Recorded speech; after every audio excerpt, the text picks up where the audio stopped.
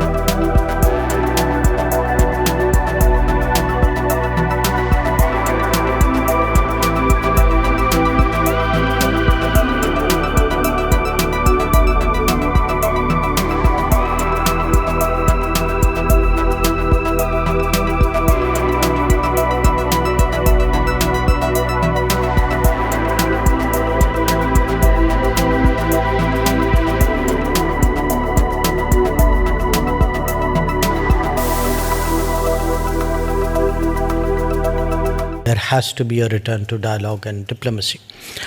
Now, since the conflict started in February, obviously the immediate pressures and anxieties have changed with the passage of time.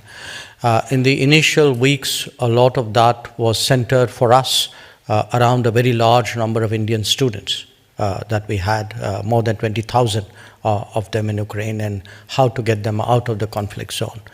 And we did so, and we did so with also the support of all the neighbors of Ukraine. And that is also something which I would be expressing to the ministers of Czechia and Slovakia when I meet them. But what has happened now is at a big picture level, yes, we strongly press for negotiations and discussions. My Prime Minister has had a recent conversation not just with President Zelensky, also with President Putin. This is not the first conversations he has had. They've been talking from time to time. I myself have spoken again to Foreign Ministers Lavrov and Kuleba. Now, while the larger goal is being pressed, I think the Ukraine situation also produces specific problems which need priority addressing. One example of that was, the negotiations which preceded the Black Sea grain initiative. And at that time too, this was mainly led by the Secretary General of the UN and by Turkey. And we had done our bit, including at Bali, to be supportive of that and to address some specific concerns which at that time were still open. Another issue which had come up was regarding the safety of the nuclear power plant in Zaporizhzhia.